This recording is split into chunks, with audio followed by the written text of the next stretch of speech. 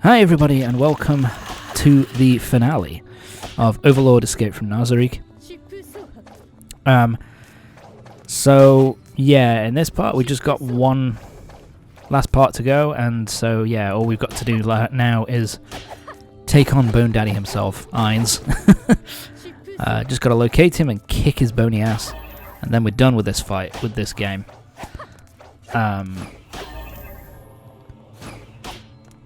At the moment I'm currently using the Astro Blade, I believe, which is actually a pretty good weapon. One of my favourites, because it hits pretty hard once you've leveled it up. Sorry. And also, it has a, you know, it's pretty quick as well. Ah, you bitch. Like I say, hit him, one-shotted him there. Alright. Just gotta find Ainz, and then we're done. Oh yeah, we got this first, so yeah. Sorry. So at this point, if you want to, this last corridor has every single boss that you've faced in the game. So it has a kind of a boss rush where you go up against... sorry, where you go up against all the bosses one last time. Except this time, instead of starting off slowly, they actually go into their strongest form immediately. Not that Yuri Alpha could show it off. So the slightly harder versions of the boss. But it's really... And also, it's basically completely optional. And it's also a good play... but there is a decent enough reason to do it. Because you get... some pretty good items out of it. You get in sorry, fucking hell. With the first 4 bosses, I think. Going up against Yuri, going up against Nazerick, Hamsky, and Entema, you get a lot of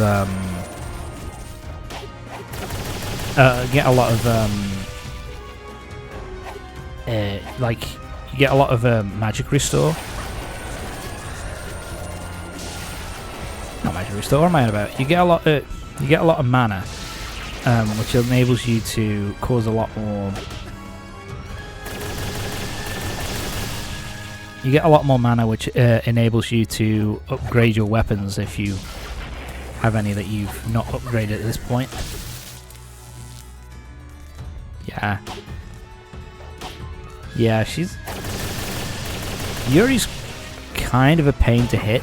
Not Yuri, Nazerick, sorry. Ainz Ooal Gown is a bit of a pain in the ass to hit because of her patterns. She kind of goes into the air and is just out of your reach for quite a decent amount of the fight, so kind of a pain. And there you go. So yeah, you get a decent amount of mana if you do that, and you can upgrade your weapons. Next, go up against Hamsky. I also kind of like how they have like statues of each of the bosses outside each door, which is kind of cool. And the boss fights are basically the same, except obviously, you know, they employ their more dangerous strategies straight away. And wow, that shows you how strong that weapon is. He went down like a bitch. But he goes straight into angry mode, which I didn't really show off, I don't think, last time. But I showed off a little bit there of what he can do. And yeah, we have the same cutscene where the Death Knight comes in and kind of carries him off. Alright, time to move on. More MP, thank you. More mana, rather. And I think, is that it? Right. Didn't yeah, I should have activated that, but now Entema.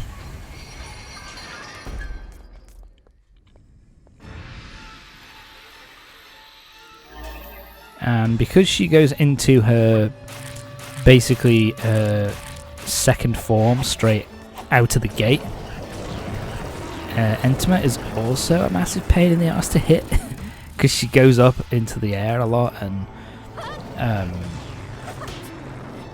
has all this, you know, shoots out these kind of centipedes. I don't know what the fuck they are. And so kind of a pain to hit, kind of a pain to avoid damage, and she also likes to use those attacks. If you can get in behind her, then you can cause a lot of damage very quickly like that. But yeah, her attacks are a bit of a pain in the ass to avoid in her second form. Alright, dead. Let's move on. More mana, thank you.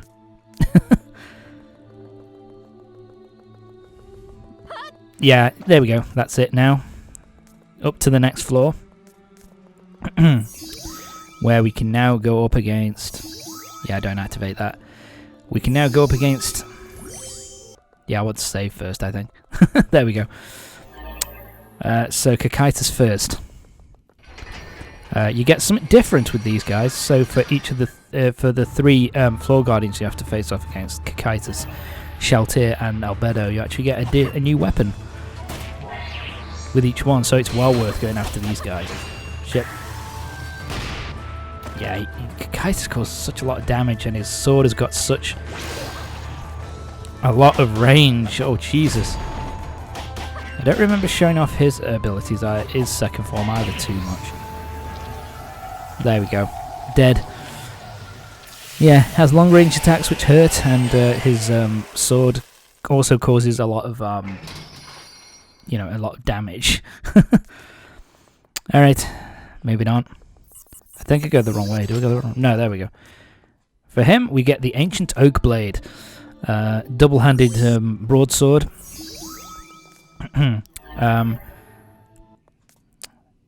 It's a little bit stronger than the the blade I've got now.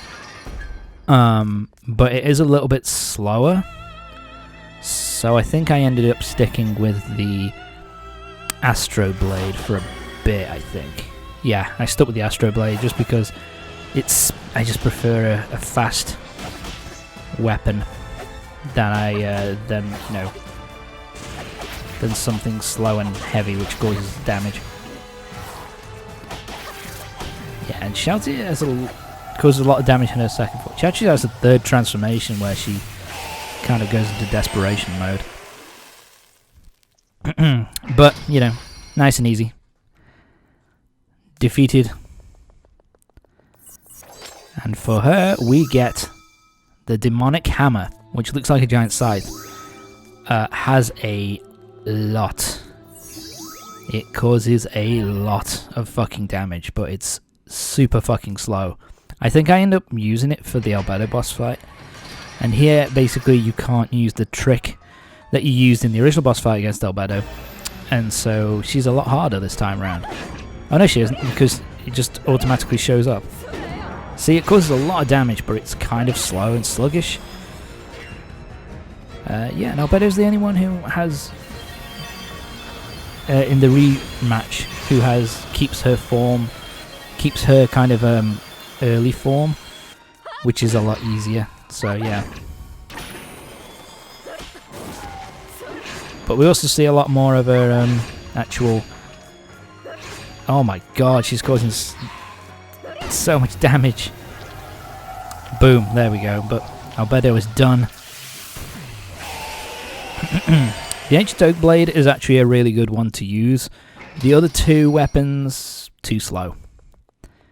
Way too slow for my liking. But yeah, the other one we get is the Drill Spear. Has a lot of reach, but to be honest, its damage is not all that great. So it's not really worth using. Like I say, I prefer the Oak Blade or the Dark Blade that I was using, because they have a pretty good amount of firepower. Plus they're quick, and you can get multiple hits in very quickly. Something else which is kind of nice here, nice touch. The throne in the background there, which is the Bone Throne. The Bone Throne. It is a reference to the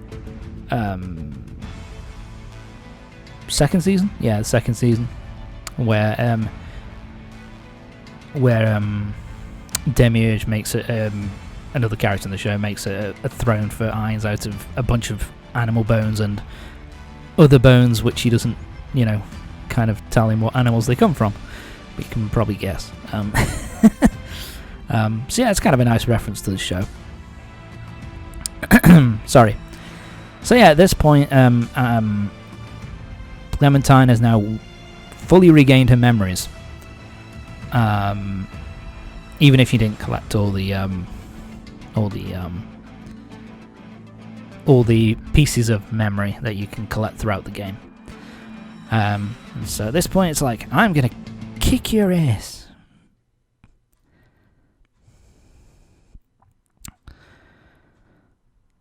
My past self understood a chance, but now I'm much stronger.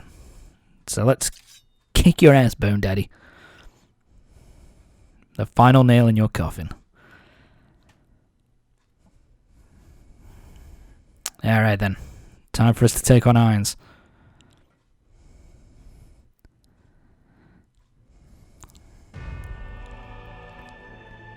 Okay then. Time to take on Ainz. Sorry about that. Yeah, I'm using the oak blade here.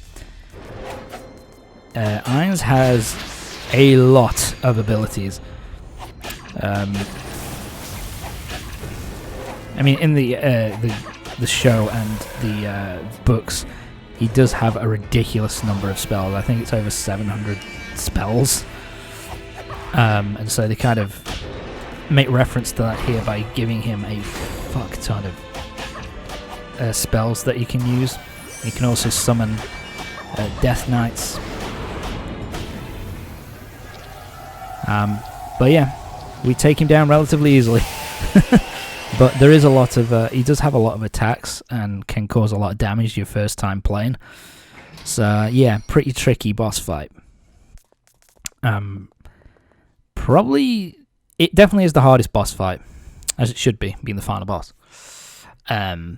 But yeah, it's...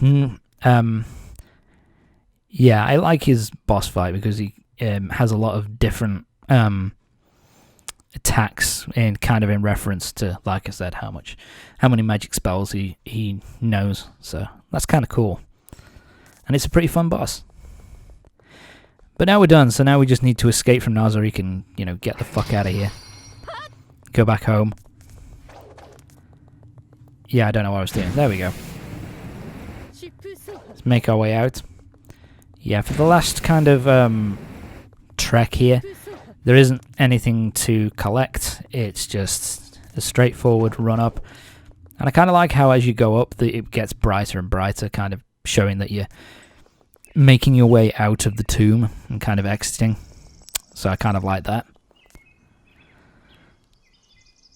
And now we're outside. Finally out. Finally made it out of the Great Tomb of Nazerick for good. Time for us to get the fuck out and leave and never come back.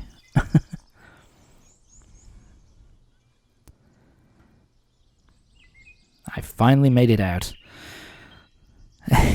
Yeah, time to leave. Yeah, of course not. So yeah, because I didn't 100% the game, and because I didn't collect, which is basically collecting all of the memory shards, we are going to be getting the, I guess, the bad ending of the game. Sorry about that. So yeah, Ainz is just fine. Yeah, so basically all the opponents that we faced up until this point in the game were just copies. So yeah, everybody's just fine. Ah, shit. We're in a bit of trouble here, aren't we?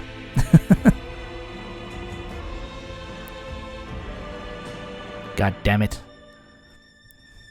And so yeah, if you don't collect all the data shards, his information, his data for his experiment is incomplete. So he basically kills you, sends you right back to the beginning. So yeah, Clementine is not going to deal with that shit. And is just like, no way. And dead. Once the experiment is over, you will be released, assuming you live that long. But there you go. In the good ending, basically Clementine runs away from the Great Two in Nazerick, and we cut to the bottom of Nazerick, where we find Ainz and Albedo talking, and they basically talk about how Albedo's saying, should we go after him? Should we go after her and bring her back? And he's like, nah, it's fine. We've got all the information we want out of her, and basically all she did was fight weak copies, so even if she gives out information about us, it's going to be pretty fucking useless. So that's kind of the good ending, as it were. But anyway, that's it for Overlord Estate from Nazerick. Overall, a really fun game.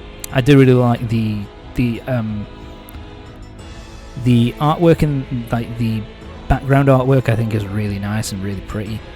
The sprite work is actually really good as well. I actually like all the sprites. They have a lot of personality to them.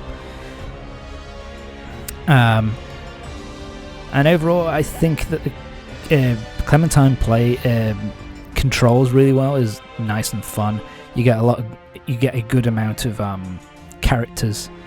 You know, you get a good amount of weapons. You get a good amount of new abilities and stuff for traversal. So it's a lot of fun in that regard. It's classic Metroidvania kind of style. Negative side of it is that it's a little bit short. Just going through it is about 5 hours. 100%ing 10 to 11 at most. So that's a bit of a disappointment. The other thing is that there's not a lot of music. Like, a lot of it is very quiet, and they use very atmospheric tunes.